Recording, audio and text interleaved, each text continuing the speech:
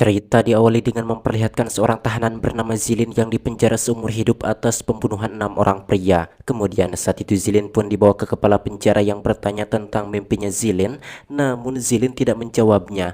Ternyata Zilin ini bukanlah satu-satunya tahanan yang mengalami hal ini, melainkan di sana juga terdapat beberapa tahanan lain yang ditanyai pertanyaan serupa. Dan para tahanan itu terdiri dari Moryak yang berkata ingin melihat laut, Yakut yang ingin menyaksikan perang melawan orang Cina, Obezianka yang tidak ingin mau bicara, Obezian yang ingin bekerja di penjara ini sebagai kepala sipir, Tolia yang ingin mengikuti kemajuan stasiun luar angkasa, dan Sipa yang ingin empludan lagi dengan wanita. Вы напишите заявление. Вырезали все, что им надо.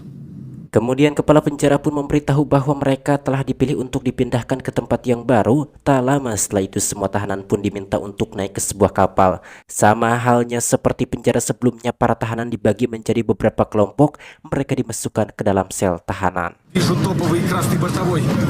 Вижу огни.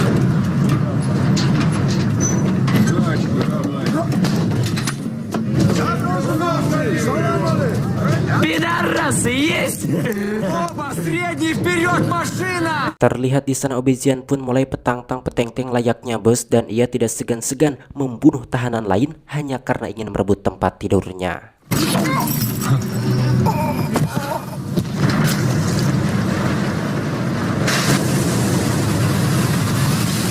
Setelah kapal maju mengarungi lautan, para tahanan pun sudah terlihat tenang. Namun sayangnya keterangan ini hanya terjadi sesaat karena tiba-tiba sekelompok tahanan berusaha keluar dari selnya dan mencari rekan-rekan mereka. Melihat itu Obezian pun sengaja berpura-pura bernegosiasi untuk membunuh orang yang dicari oleh mereka. Tentu saja hal itu pun langsung menyebabkan kerusuhan di antara kedua kubu dan mereka berusaha membunuh satu sama lain.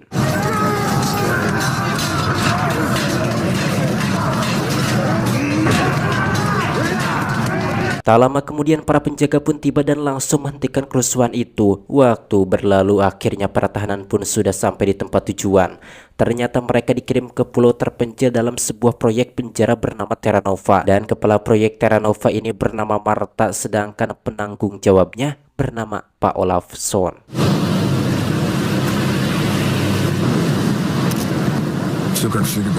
Lalu saat itu semua tahanan pun diberitahu bahwa kini putusan hukuman mati tidak lagi diperbolehkan di semua negara, dan hal ini menyebabkan sel-sel tahanan di seluruh dunia menjadi penuh. Oleh karena itu pemerintah Rusia dan Amerika Serikat sepakat untuk membuat sebuah proyek bernama Terra Nova dengan mengirim sejumlah tahanan ke pulau terpencil agar mereka bisa membangun koloni dan bertahan hidup secara mandiri. Dan proyek Terra Nova ini juga didanai oleh organisasi internasional. Namun tentu saja mereka tidak tinggal di pulau ini begitu saja, melainkan akan diberi persediaan makanan yang cukup untuk 3 bulan sebelum mereka bisa mendirikan pemukiman di pulau ini.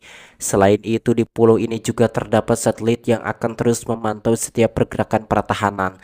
Serta juga ada alat komunikasi yang terapung di pulau tersebut. Dan jika nanti para tahanan membutuhkan sesuatu, tekan saja tombol merah untuk memberitahu apa saja yang mereka butuhkan. Apabila ditekan tombol tersebut berubah menjadi warna hijau, itu berarti permintaannya sudah diterima.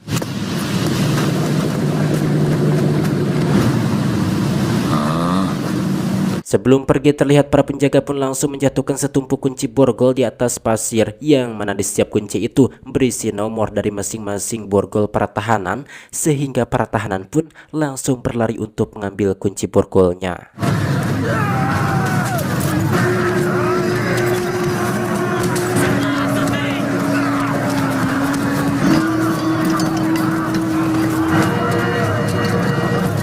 Beberapa saat kemudian seorang tahanan yang bernama Ali berhasil menguasai situasi tersebut. Ali mendapatkan jaket beserta sepatu untuk dirinya. Kemudian Ali pun menarik seorang tahanan yang sudah membunuh temannya. Tentu saja hal itu pun membuat keadaan kembali menjadi kacau. Dan akibat pertarungan tersebut banyak tahanan yang mati termasuk Ali yang tewas di tangan Moryak dengan batu. Hal yang sama juga dialami oleh Steri, di mana dia tewas dengan cara yang sama oleh Obezian. Sedangkan 3 tahanan lain yang berusaha melarikan diri, mereka mati tenggelam.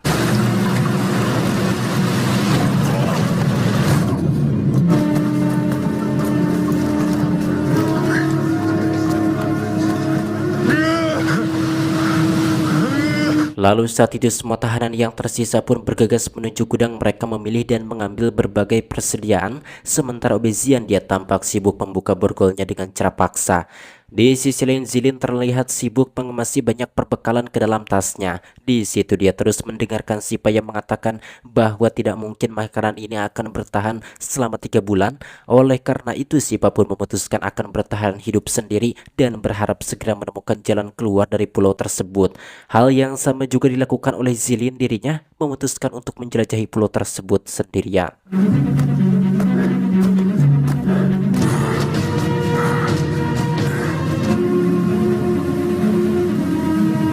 Sesampainya di suatu tempat, Zilin pun beristirahat dan tanpa sengaja di sana ia menemukan sebuah tempat untuk berteduh. Kemudian Zilin pun memandangi foto anak dan istrinya. Hal itu membuatnya semakin rindu dan ingin pulang. Namun untuk saat ini dirinya belum mengetahui bagaimana caranya kabur dari pulau tersebut, sampai akhirnya Zilin pun tertidur di tempat itu.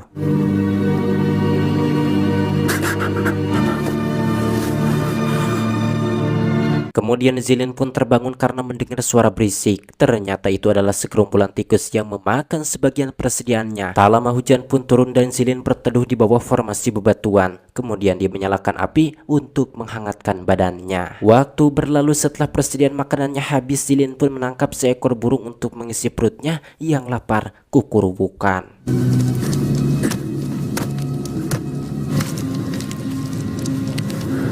Suatu hari Sipa tidak sengaja menemukan keberadaan Zilin. Ternyata Sipa tidak bisa bertahan hidup sendirian dan sekarang ia sedang kelaparan karena semua persediaan makanannya sudah habis. Lalu Sipa pun memberikan garam kepada Zilin sambil mengatakan bahwa itulah satu-satunya persediaan yang ia miliki. Kemudian Zilin pun menyuruh Sipa agar mengambilkan kayu bakar di tempat berteduhnya.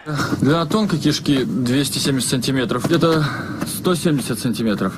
А неправильно разматывал.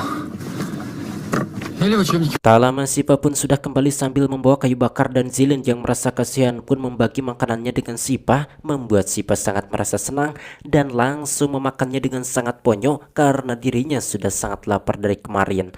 Disebabkan Zilin sangat pandai dalam mencari makanan, akhirnya Sipa pun memutuskan untuk tinggal bersama Zilin dan Zilin yang merasa kasihan pun memperbolehkannya. Сейчас о какой очереди разговор, правильно?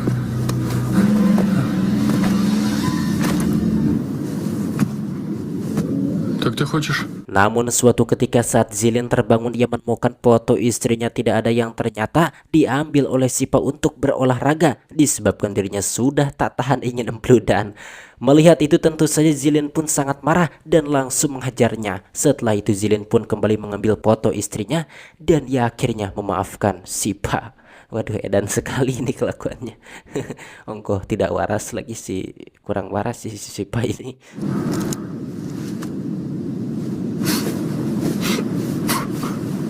Suatu hari mereka yang tidak berhasil menangkap burung pun memutuskan menangkap ikan untuk mengisi perut mereka yang kelaparan, dan tak jauh dari lokasi penangkapan ikan itu Zilin menemukan bagian dari pesawat amfibi. Zilin pun akhirnya memiliki harapan untuk kabur dari penjara ini setelah ia melihat sebuah pesawat amfibi masih utuh, apalagi ia memiliki keahlian untuk menerbangkan pesawat tersebut.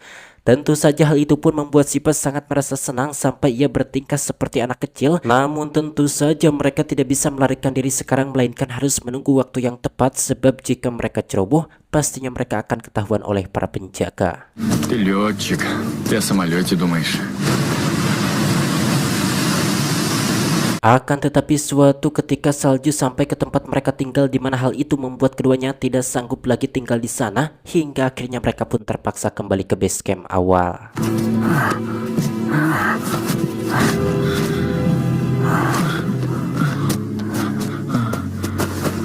Лучшие шконки.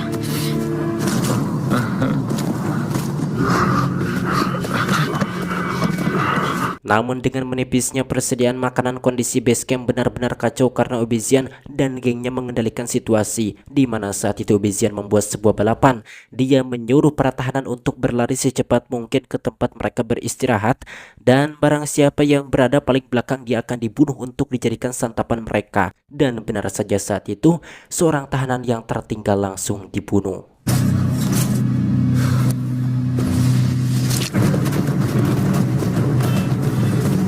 Tak lama kemudian Sipa mendengar suara dari geng Obezian yang sengaja datang untuk memanggang seorang tahanan. Melihat Zilin dan Sipa kembali, mereka pun langsung memukulinya. Lalu keduanya pun dibawa ke hadapan Obezian.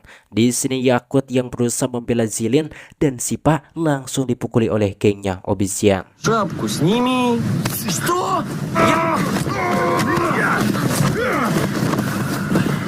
Стоять. Setelah itu Yakut, Zilin dan Sipa disuruh ikut lomba balapan tersebut. Namun beruntungnya di sini Yakut, Zilin dan Sipa berhasil melewati semua perlombaan biadab itu. Барак!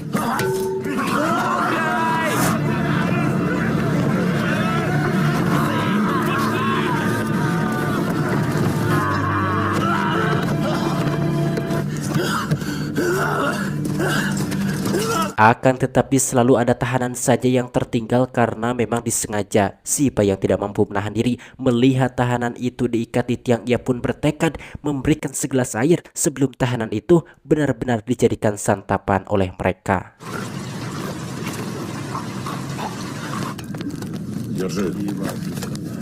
Melihat semua kekacauan itu, Zilin pun tak bisa tinggal diam, di mana keesokan paginya dia sengaja menemui Obezian untuk menawarinya sebuah kesepakatan.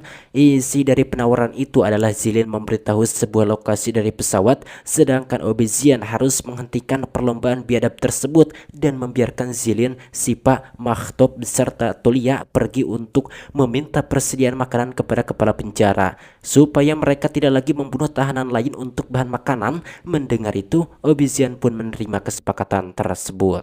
Амурбек, весла принеси.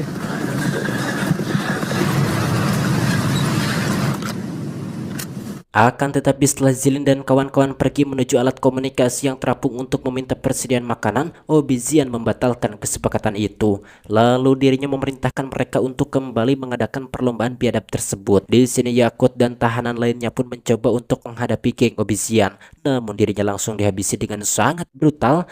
Setelah itu Obezian dan gengnya memaksa mereka untuk kembali melakukan perlombaan biadab tersebut, membuat mereka yang ketakutan tidak bisa menolak. Sementara itu Zilin dan kawan-kawan telah sampai di tempat alat komunikasi itu berada. Namun saat Tolia akan menekan tombolnya untuk menghubungi kepala penjara, ternyata alat komunikasi tersebut tidak berfungsi. Hal itu pun membuat mereka sadar bahwa apa yang dikatakan oleh para petugas sebelumnya adalah bohong, dan ternyata mereka sengaja dikirim ke pulau ini untuk saling bunuh agar mereka semua mati. Karena tak punya pilihan lain, mereka pun terpaksa kembali ke pulau tersebut dengan perasaan yang sangat kesal alias haneel sekali.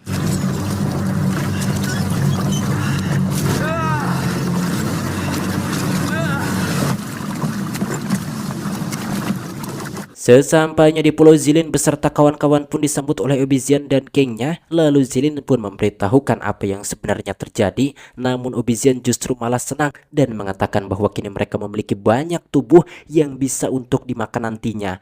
Tolia pun mengatakan bahwa tubuh-tubuh itu tidak layak untuk dimakan dan harus dikubur sebisa mungkin. Usai mengatakan hal itu dengan cepat, Tolia pun langsung menangkap Obezian lalu membunuhnya. Надо освободить второй барак. Тебя бояться не будут. Его бояться не будут. Не в кайф сейчас второй барак слететь. Dan ya, ternyata tidak semua orang yang dekat dengan Obezian menyukainya, melainkan mereka terpaksa menurut karena takut dibunuh. Setelah Obezian dan anak buahnya mati, Tolia pun langsung memberitahukan hal itu kepada para tahanan yang selama ini selalu diintimidasi oleh Obezian. Mengetahui kalau orang biadab itu sudah mati, tentu saja mereka pun sangat merasa lega, dan kini keadaan pun terkendali di mana semua tahanan hidup damai, bahkan mereka saling membagi makanan yang tersisa untuk bertahan hidup.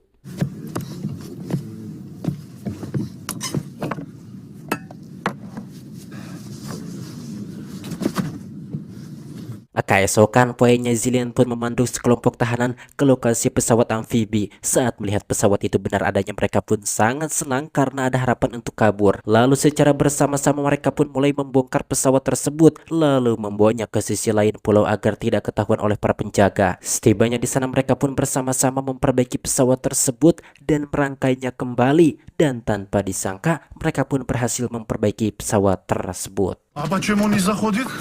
Да я-то откуда знаю?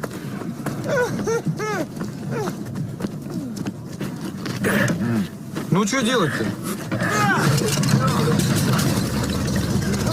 Namun keesokan harinya hal yang tak terduga pun terjadi. Para penjaga datang ke pulau tersebut dan para penjaga itu membawa tahanan baru dari Amerika. Kelompok tahanan itu juga memiliki pemimpin dengan tubuh yang sangat besar. Lalu Zilin pun menyambutnya dan mengajaknya berjabat tangan. Namun pria bertubuh besar itu malah memukul Zilin hingga akhirnya pertarungan antara kelompok tahanan Rusia versus tahanan Amerika pun terjadi.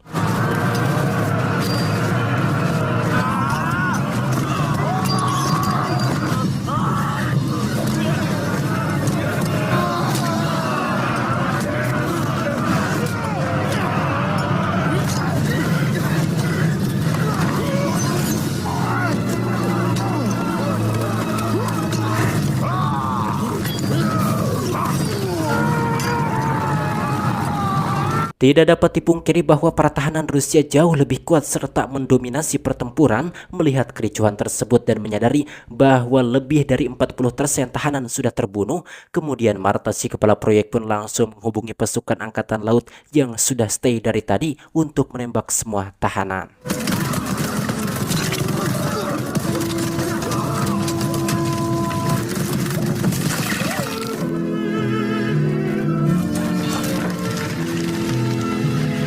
Setelah merasa yakin kalau semua tahanan sudah mati, Marta beserta para penjaga pun langsung pergi dari pulau tersebut. Namun tanpa mereka ketahui, ternyata masih ada tahanan yang selamat setelah bersembunyi di balik bukit bebatuan. Mereka adalah Zilin, Sipa, Sanov, dan Tolia. Kemudian mereka pun mendorong pesawat amfibi itu ke laut untuk kabur. Akan tetapi ternyata Sipa memutuskan untuk tidak ikut dirinya, lebih memilih berlari ke bukit lalu mengakhiri hidupnya dengan melompat ke laut.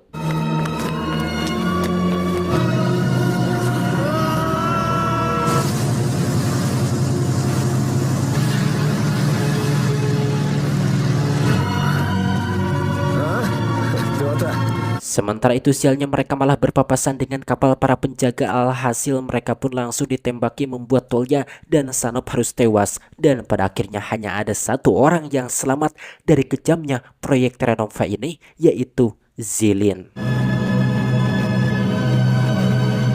Setelah mendaratkan pesawatnya, kemudian Zilin pun melakukan perjalanan sendirian selama bertahun-tahun sampai akhirnya ia berhasil pulang ke rumahnya dengan selamat dan berkumpul kembali beserta anak dan istrinya. Setelah pelarian Zilin, Amerika dan Rusia akhirnya menghentikan proyek Terra Nova yang kejam itu dan mereka mencari Zilin untuk membungkamnya. Namun Zilin tidak ditemukan, entah bersembunyi di mana, tapi akhirnya dia mau berbicara dengan awak media sehingga jadilah film ini. Dan ternyata tujuan proyek penjara Terra Nova sebenarnya bukan untuk membiarkan para tahanan hidup mandiri, melainkan agar saling bunuh supaya mereka semua mati. Dan akhirnya film pun selesai. Dan menurut saya ceritanya sangat menarik sekali ini, tentang sekelompok orang Na'vi yang dibuang ke sebuah pulau terpencil, dibiarkan bertahan hidup. Sebenarnya bukan dibiarkan untuk bertahan hidup, tapi mereka sengaja supaya survive dan saling bunuh dan akhirnya tersisa sedikit. Mungkin itu adalah cara seleksi secara mandiri tapi dengan brutal. Oke, akhirnya saja saya Boy pamit dari Anda. Sampai berjumpa kembali di video selanjutnya.